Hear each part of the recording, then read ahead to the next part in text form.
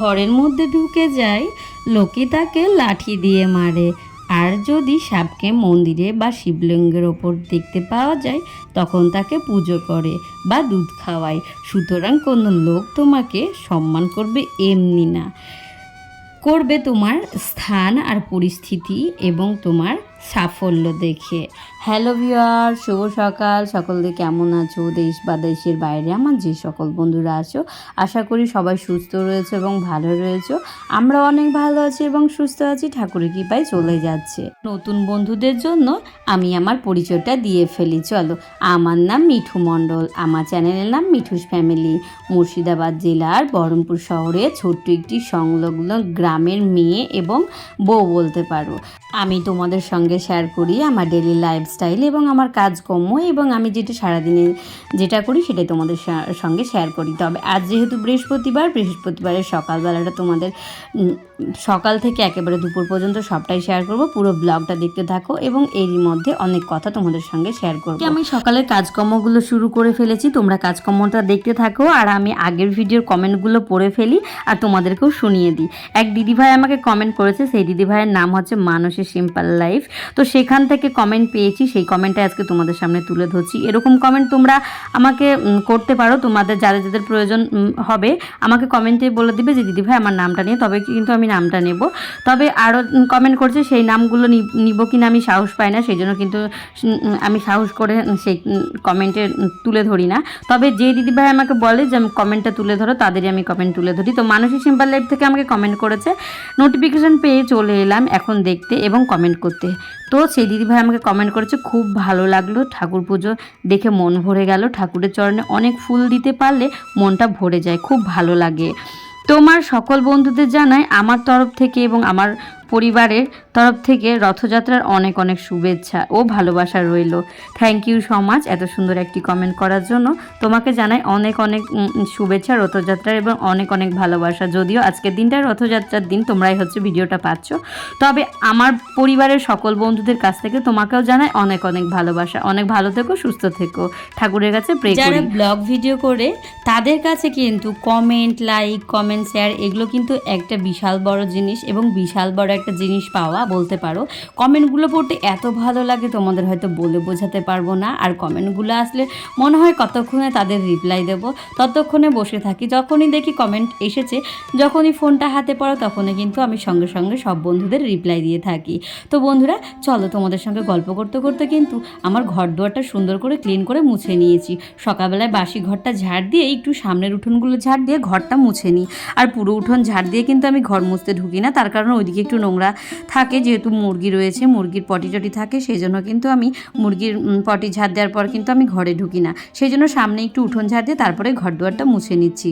আর এই যে ঘর দুয়ারটা মুছে নিয়ে তারপরে বাকি উঠোনগুলো ঝাড় দিয়ে ফেলবো, তার কারণ আমার অনেকটা বড় উঠোন। তো অনেকটা বড় উঠোন ঝাড় দিতে গেলে এবং তোমাদের সঙ্গে শেয়ার করতে গেলে অনেকটা বড় ব্লগ হয়ে যাবে, দেখতে ভালো লাগবে না। তোমাদের সুবিধার্থের জন্য আমি স্কিপ করে চলে গেছি। তবে দেখো, ঘুম থেকে উঠে যে শার্টগুলো ডুবিয়ে রেখেছিলাম, এগুলো হাটের থেকে নিয়ে এসেছিলাম, নতুন জামা কাপড়, সেই জামা কাপড়গুলো একটু ডুবিয়ে রেখেছিলাম। আমার 6 মাসের জন্য 4টে নাইটি লাগে, তো সেই নাইটিগুলোই আমি ডুবিয়ে এখন কাঁচা দিয়ে সুন্দর করে মেলে পরিষ্কার করে নেবো। আর এগুলোই হচ্ছে আমাকে সমাজ ধরে চালাতে হবে। মধ্যবিত্ত পরিবারের সব কিছুই ম্যানেজ করে চলতে হয়, জানো তো বন্ধুরা। এই যুগের সঙ্গে তাল মিলিয়ে না চললে কিন্তু চলা মুশকিল হবে এবং আমরা অনেকটাই পিছিয়ে পড়বো। সেই জন্য কিন্তু হিসাব করে চলতে হবে। যতই টাকা পয়সা থাক না কেন, একটু হিসাব করে সংসারের গিন্নিদের কিন্তু চলতেই হবে, নাইলে কিন্তু সংসারের গিন্নি যদি হাল না ধরে তাহলে কিন্তু পুরুষ মানুষরা কখনোই সংসারটাকে সুন্দর করে তুলতে পারে না। একটা মেয়ে মানুষই পারে তার পরিবারের সুখ শান্তি বজায় রাখতে। তবে আজ বৃহস্পতিবার সন্ধান করে একেবারে চলে এসেছি ফুল পাড়তে। আর আজ জানো তো ফুলের অনেকটা ক্রাইসিস, কারণ অনেক দিন যাবৎ বৃষ্টি হচ্ছে, বর্ষার কারণে ফুলের কড়িগুলো নষ্ট হয়ে যাচ্ছে মনে হয়, সেই জন্য কিন্তু ফুল গাছে সেরকমভাবে ফুটছে না। তবে যেটুকুনি পাচ্ছি সেটুকুনি দিয়ে আজকে ঠাকুরের চরণে দেবো এবং পুজোটা করে ফেলবো। আর এদিকে দেখো ডালিমের ফুলগুলো পচে যাচ্ছে, আর খুব খারাপ লাগে জানো তো। ফুলগুলো যখন হয় তখন কত সুন্দর মনে একটা আনন্দ ফুরফুর করতে থাকে। আর এই যে বেদানাগুলো তোমাদের সঙ্গে শেয়ার করেছিলাম আর কতটা বড় হয়ে গেছে বৃষ্টির জল পেরে, বৃষ্টির জল পেয়েছে বলে বেদানাগুলো একবার তরতর করে বেড়ে উঠছে। আর এই যে আমার নয়নতারা ফুলগুলো এক দিদিভাই কমেন্ট করেছিল যে আমার নয়নতারা ফুলগুলো খুব সুন্দর লাগে। সত্যি ফুল যে কোনো জিনিস হলেই সুন্দর লাগে, যে কোনো ফুল হলেই সুন্দর লাগে, তাই না বলো? আর এই যে এটা হচ্ছে টগর, আর এটাও হচ্ছে পাপড়ি টগর। তো আমার বাড়িতে যেহেতু এই গাছগুলো রয়েছে সেই জন্য আমি কিন্তু প্রত্যেক দিন ঠাকুরের জন্য অনেক করেই ফুল পাড়ি, তবে সময় বুঝে পাড়তে হয়, তার কারণ ফুল পাড়তেও কিন্তু অনেকটা সময় লাগে। যেহেতু মেয়ের স্কুল যেদিন থাকে না সেদিন কিন্তু আমি একেবারে ধীরে সুস্থে আস্তে সুস্থে পুজো করি। আজ যেহেতু স্কুলে যাব মেয়েকে নিয়ে, সেই জন্য একটু তাড়াহুড়ো করছি। ঘড়ি কাটায় এখন বাজে ওই 7:45 মতো। আমি ভাতটা বসিয়ে দিয়েছি আর এইদিকে কিন্তু আমি ঠাকুরের জোগাড় জান্তিগুলো করে নিচ্ছি। এরই ফাঁকে গিয়ে চালটা ধুয়ে দিয়ে চলে আসব, তাহলে কিন্তু ভাতটা ওইদিকে আমার পুজোটা করতে করতে ভাতটা ওইদিকে কমপ্লিট হয়ে যাবে।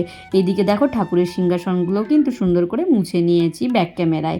সবটা আর শেয়ার করা যায় না জানো তো বন্ধুরা, এত তাড়াহুড়ো লাগে তোমাদের হয়তো বলে বোঝাতে পারবো না।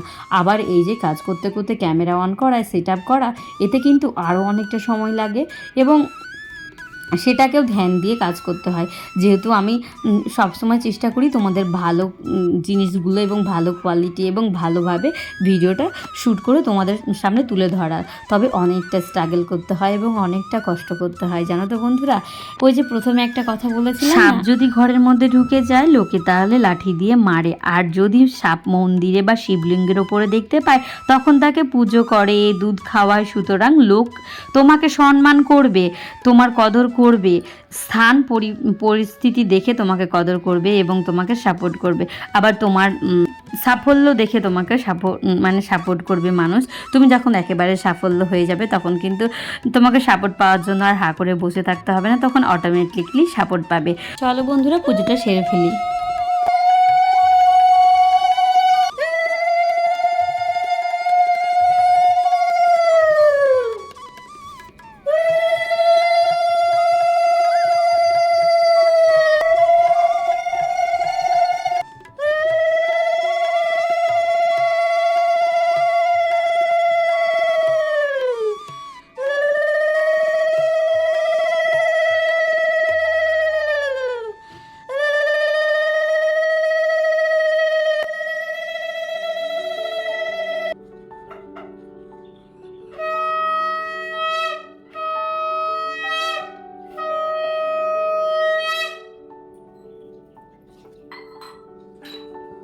এদিকে কিন্তু বৃহস্পতিবারে মা লক্ষ্মীর আরাধনা করে নিলাম। আর আমার পুজো করতে না অনেক সময় লাগে, তোমাদের হয়তো বলে বোঝাতে পারবো না।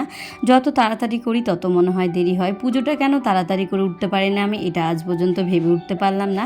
এদিকে দেখো ভেবেছিলাম যে এরই ফাঁকে জলটা গরম হয়ে গেলে আমি চালটা ধুয়ে দিয়ে আসবো, কিন্তু পুজো করতে ঢুকে একেবারে ভুলে গেছি। তারই ফাঁকে দেখো জল ফুটে ফুটে হাঁড়িটা একেবারে কালো হয়ে গেছে, তোমাদের হয়তো বলে বোঝাতে পারবো না। মানে আমার কতক্ষণ যে গ্যাসটা পুড়ে গেল সেটা আমি বলে বোঝাতে পারবো না। এগুলো খুব আফসোস হয় জানো তো, কারণ সংসারের মায়াটা একটা বিশাল জিনিস জানো তো। সংসারের মায়া যদি একবার মনের মধ্যে ঢুকে যায় তাহলে একটু কোনো জিনিস নষ্ট হয়ে গেলে তাতেও জীবনটা বেরিয়ে যাবে, খুঁতখুত করবে। এবং তোমার কোনো একটা জিনিস ধরো তেল ঢালতে গেলে জারের মধ্যে, সেই তেলটা কিন্তু যদি সাইডে পড়ে যায়, একটুখানি তেল পড়ে গেলেও কিন্তু মনের মধ্যে ইস এতটা তেল পড়ে গেল, আমার কিন্তু পরের দিন একটা তরকারি হয়ে যেত কিংবা একটা কিছু হয়ে যেত, এরকমটা মনের মধ্যে থাকে। কারণ সংসারী মেয়েদের না এরকমই মনে সবসময় ওই সংসারে কিভাবে বাঁচিয়ে চলবো সেটাই মনের মধ্যে ঘুরপাক করতে থাকে। চলো বন্ধুরা, তোমাদের দাদাভাই নিয়ে এসেছে মাছ, আর এই যে দেখতে পাচ্ছ মাছের সঙ্গে আবার মাছের ডিমও নিয়ে এসেছে। তো সেটাকে আজকে রান্না করে ফেলবো এবং আমি স্কুলে বেরোবো। ঘড়ির কাঁটায় এখন বাজে ওই 8:30 মতো।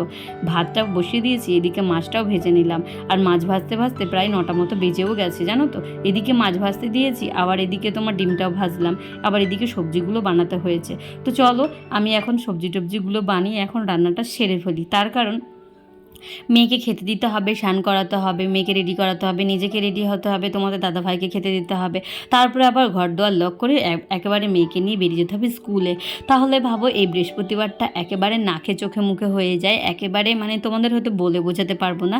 আর যদি সকালবেলায় পুজোটা না করে যায় তাহলে সারা দিন মনের মধ্যে ঘুরে বেড়াবে যে কখন পুজোটা করবে।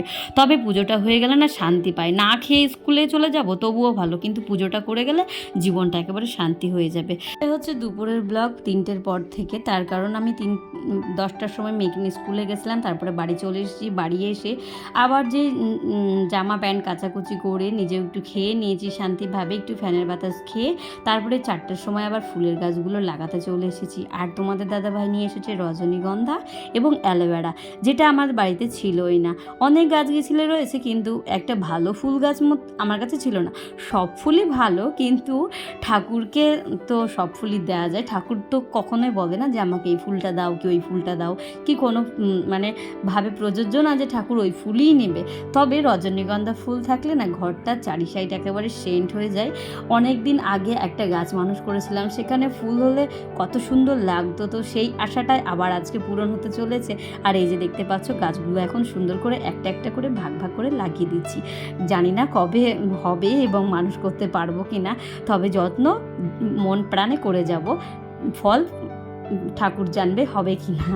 তবে চলো গাছগুলো সুন্দর করে লাগিয়ে ফেলি। এইদিকে কিন্তু তোমাদের দাদাভাই ব্লগটা আমাকে শ্যুট করে দিচ্ছে। আর এইরকম ব্লগ যদি কেউ মাঝে মাঝে শ্যুট করে দেয়, মনের মধ্যে কি আনন্দটাই হয়, তাই না বলো? সব সময় তো ওই ক্যামেরার সেট করে স্ট্যান্ডের মধ্যে রেখে দিয়ে ব্লগটা শ্যুট করি, তখন কিন্তু বিরক্ত লাগে। বারবার ওই স্ট্যান্ড সরানো, ক্যামেরা বোয়ানো, আবার এই হাত ধুয়ে হাত মুছে আবার ফোন ছোঁয়া, মানে কত যে সময় বেস্ট হয়ে যায় তোমাদের হয়তো বলে বোঝাতে পারবো না।